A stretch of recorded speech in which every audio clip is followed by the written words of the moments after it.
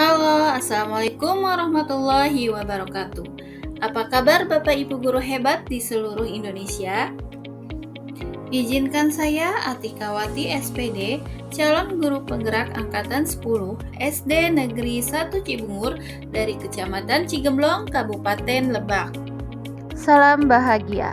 Yang terhormat kepada fasilitator Ibu Eka Priyatiningrum SPD dan juga Bapak Asep Mulyana Rahmatullah SPD sebagai pengajar praktik.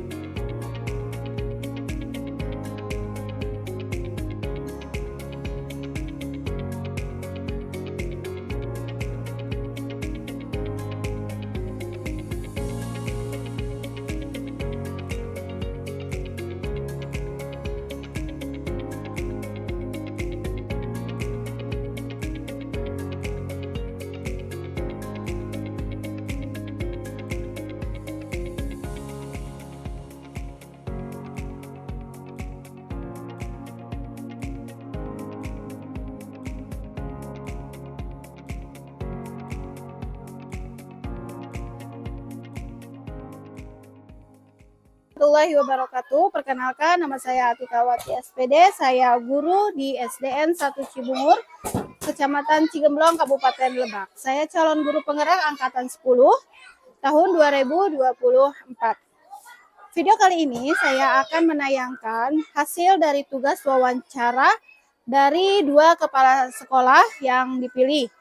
Tugas ini untuk memenuhi tugas modul 3.1 tentang demonstrasi kontekstual, yaitu tentang pengambilan keputusan berbasis nilai-nilai kebajikan kepada sebagai pemimpin. Selamat menyaksikan.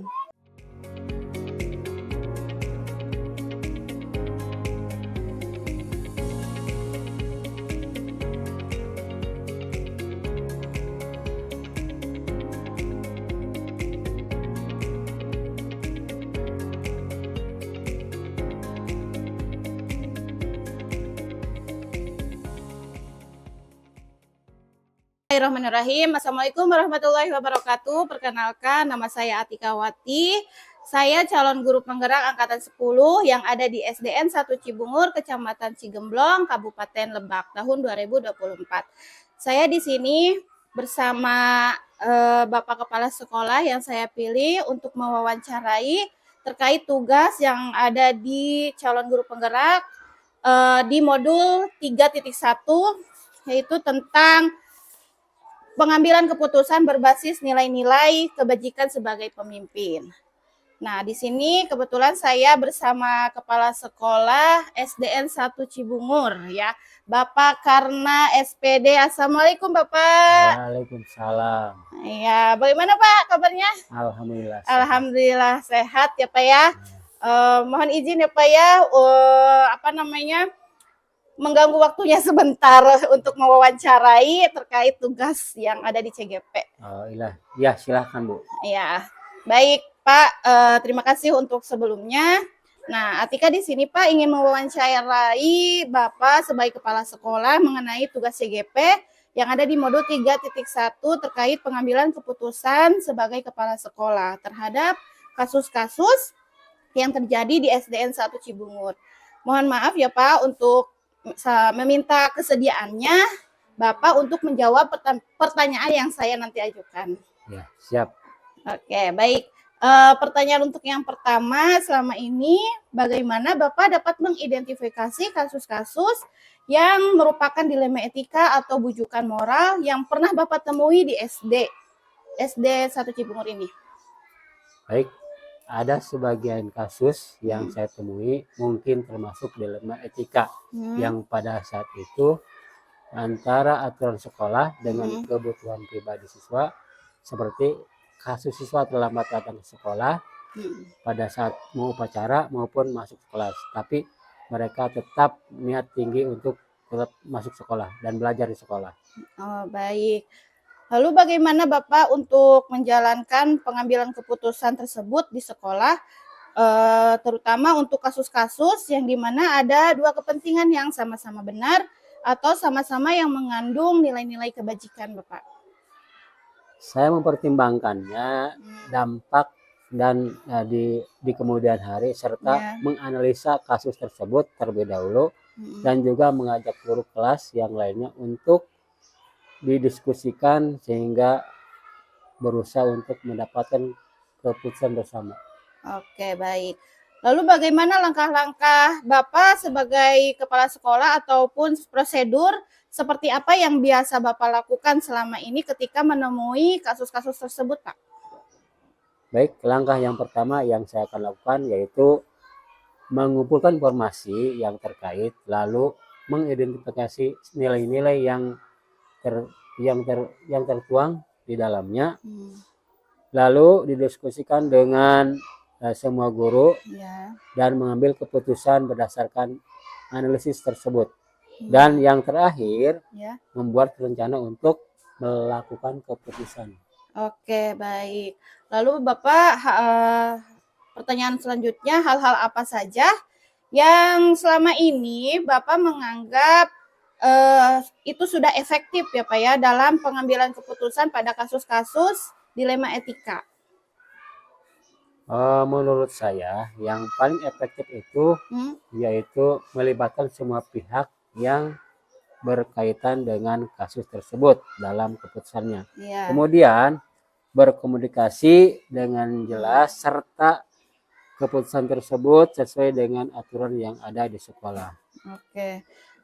Dan hal-hal apa saja yang selama ini merupakan tantangan bagi Bapak dalam pengambilan keputusan pada kasus-kasus dilema etika? Tantangannya seperti apa ya Pak? Oke, tantangannya yaitu harus bertanggung jawab terhadap keputusan yang saya ambil.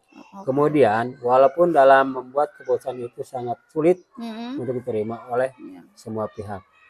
Iya, sangat sulit ya Pak ya untuk diterima oleh semua pihak, memang seperti itu. Nah, lalu apakah Bapak memiliki sebuah tatkala atau jadwal tertentu dalam sebuah penyelesaian kasus dilema etika? Apakah Bapak langsung menyelesaikannya di tempat atau memiliki sebuah jadwal untuk menyelesaikannya Bapak dalam prosedur seperti apa yang nanti Bapak jalankan? Untuk kasus ini, saya orangnya yang jika ada kasus atau konflik yang saya ingin selesaikan sesegera mungkin, kasus tersebut diselesaikan dengan penuh berhati-hati. Tapi biasanya hanya melihat kalender saja untuk memastikan rencana dalam setiap langkahnya. Oke, baik. Jadi Bapak itu apa yang langsung diselesaikan ya kasus-kasusnya ya, tanpa ditunda-tunda gitu ya, secepatnya harus diselesaikan. Oke, untuk selanjutnya adakah seseorang atau faktor-faktor ya Pak ya untuk selama ini mempermudah atau membantu Bapak dalam pengambilan keputusan dalam kasus-kasus dilema etika ini? Ada nggak Pak? Seseorang atau faktor apa yang membantu Bapak nanti? Untuk itu ada. Saya memiliki guru dan tenaga pendidikan sebagai mitra dalam pengambilan keputusan yang dapat membantu saya dalam mengambil keputusan. Jadi saya tidak bisa memutuskan sendiri, tapi harus ada bantuan orang lain. Iya, oke. Nah, ini pertanyaan terakhir ya Pak ya.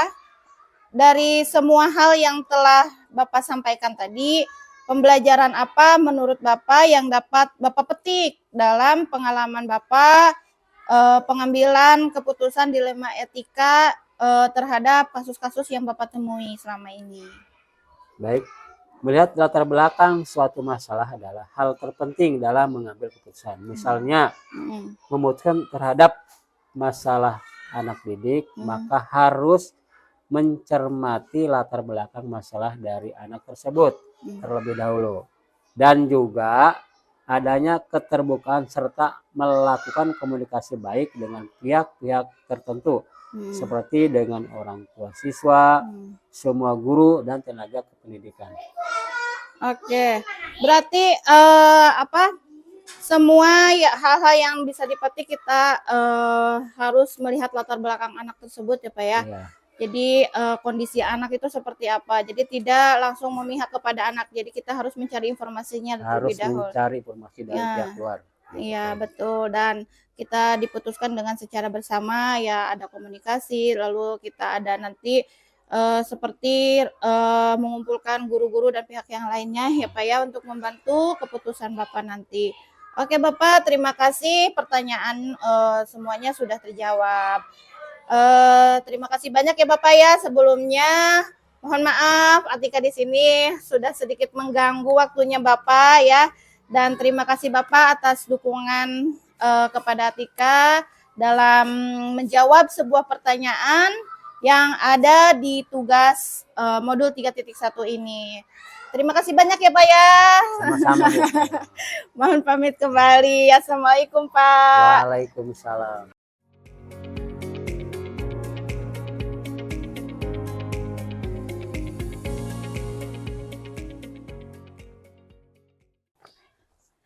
Bismillahirrahmanirrahim. Assalamualaikum warahmatullahi wabarakatuh. Perkenalkan saya Atika Wati. Sekarang saya akan mewawancarai narasumber yang kedua dari kepala sekolah dari SDN Cikadongdong 2 ya. Ya betul. Ya, dengan bersama Ibu Lilis Suryani. Oke, terima kasih. Assalamualaikum Ibu. Waalaikumsalam. Gimana kabarnya Bu? Alhamdulillah baik. Alhamdulillah ya. Saya pernah lihat Ibu waktu dulu CGP ya Bu ya? Iya, Angkatan berapa itu Bu? angkatan 9. Oke, angkatan 9. Alhamdulillah ya setelah CGP sekarang jadi kepala sekolah. Amin, alhamdulillah. Alhamdulillah. Kebetulan Ibu hari ini saya akan mewawancarai Ibu ya di tugas modul 3.1 tentang demonstrasi kontekstual, yaitu tentang pengambilan keputusan berbasis nilai-nilai kebajikan sebagai pemimpin. Kebetulan nih, dulu kan Ibu CGP ya, sekarang iya. udah jadi kepala sekolah. Nah, saya akan menanyakan tentang, akan mewawancarai Ibu ya terkait di modul 3.1 ini tentang keputusan yang berbasis nilai kebajikan sebagai pemimpin. Izin ya Bu, sebelumnya saya akan memberikan pertanyaan kepada Ibu. Gak apa-apa ya Bu ya? Boleh? Iya, boleh. Tentang kasus-kasus bisa nanti diceritakan ya Bu ya. Nah, yang pertama ini pertanyaannya, bagaimana Ibu dapat mengidentifikasi kasus-kasus yang merupakan dilema etika atau bujukan moral yang Ibu temui sebagai kepala sekolah ya di sekolah SDN Cikadongdong 2. Iya.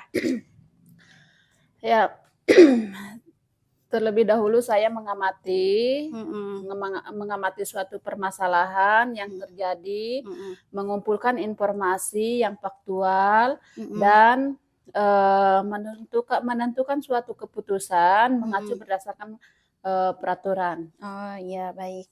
Nah, selanjutnya bagaimana nih Ibu menjalankan pengambilan keputusan itu di sekolah Ibu? Terutama untuk kasus-kasus yang dimana ada dua kepentingan ya Bu ya, yang sama-sama benar dan atau sama-sama mengandung nilai-nilai kebajikan seperti itu. Jadi dalam mengambil suatu keputusan, kita harus selalu dikembalikan semuanya kepada aturan. Setiap pengambil keputusan, saya selalu menjalin hubungan dengan rekan guru ya, memastikan bahwa keputusan tersebut benar-benar dipahami karena ada alasan di balik suatu kejadian. Oke. Nah, lalu langkah-langkah atau prosedur apa nih seperti apa yang biasa Ibu lakukan ketika dalam kasus-kasus tersebut selama ini? Ya, pertama saya akan mencari informasi terlebih dahulu. Terus saya akan datang ke lapangan, turun langsung untuk mewawancarai dari berbagai pihak. Lalu setelah itu saya menganalisis untuk mengambil keputusan yang terbaik. Baik. Lalu hal-hal apa yang selama ini Ibu anggap efektif gitu ya dalam pengambilan keputusan tersebut? Nah, pada kasus-kasus dilema etika yang pernah Ibu temui. Nah, kalau saya merasa suatu pengambilan keputusan itu yang efektif dilakukan dengan spontanitas, tergantung objek permasalahan di lapangan. Saya mengobrol dengan tim manajemen sekolah, guru, didengar pendapatnya supaya ada keputusan bersama. Oke. Jadi ada keputusan bersama ya di Iya, akhirnya iya, ya. ada keputusan bersama. Lalu hal-hal apa saja yang selama ini merupakan tantangan ya dalam pengambilan keputusan pada kasus-kasus dilema etika? Apa tantangan yang mungkin Ibu nanti hadapi gitu? Jadi tantangan yang dihadapi dalam mengambil suatu keputusan apabila kurang bisa diterima, Ya. tentu saja kita harus bisa meyakinkan orang, harus bisa meyakinkan orang-orang yang terlibat dalam keputusan dalam suatu keputusan kita. Berarti harus berusaha untuk meyakinkan orang-orang Iya, lain. betul. Oke, baik. Selanjutnya, apakah Ibu memiliki sebuah tatkala atau jadwal tertentu dalam sebuah penyelesaian kasus dilema etika? Nah, apakah ada langsung menyelesaikan di tempat gitu Ibu atau memiliki sebuah jadwal untuk menyelesaikannya gitu dalam bentuk atau prosedur seperti apa yang nanti Ibu jalankan? Ya, baik. Tidak ada jadwal tertentu tidak ada jadwal tertentu. Jadi pokoknya harus bisa diselesaikan dengan baik dan sebisa mungkin selesai tidak terlalu lama. Oke, berarti tidak ada jadwal ya Bu ya? Iya, tidak Jadi ada harus jadwal. ada kasus tersebut tuh harus diselesaikan Iya, langsung iya, secepatnya. iya, Oke. Nah, lalu adakah seseorang atau faktor-faktor yang selama ini mempermudah atau membantu Ibu dalam pengambilan keputusan dalam kasus-kasus dilema etika ini? Ya, baik. Jadi faktor-faktor yang mendukung adalah berasal dari adanya faktor keluarga dan rekan-rekan guru. Oh iya, faktor-faktor itu ya. Iya. Nah, nih terakhir pertanyaannya Bu, dari semua hal yang telah disampaikan Ibu tadi, pembelajaran apa yang dapat Ibu petik dari pengalaman Ibu mengambil keputusan dilema etika? Jadi ada nggak gitu pelajaran yang dipetik oleh Ibu? Ya, ada. Jadi pengalamannya yaitu adalah guru terbaik ya. Pengalamannya guru terbaik, kita belajar dan berbagi kejadian untuk setiap kasus permasalahan yang jadi di lapangan seperti itu. Oke, terima kasih banyak ya Bu untuk wawancara kali ini. Alhamdulillah semua pertanyaan yang saya ajukan tadi sudah dijawab sama Ibu. Jadi alhamdulillah sudah selesai pertanyaannya. Terima kasih banyak semuanya ya Bu ya. Jadi mudah-mudahan ya Bu ya, apa yang tadi Ibu pengalaman mudah-mudahan pembelajaran baik untuk saya, pengalaman baik juga untuk saya gitu ya nanti sebagai kepala sekolah. Nah alhamdulillah mungkin cukup hari ini wawancaranya cukup selesai. Terima kasih banyak atas waktunya ya Bu ya. Ya mohon maaf untuk kali ini mengganggu waktu Ibu. Sama-sama. Ya, terima kasih Ibu. Assalamualaikum. Waalaikumsalam.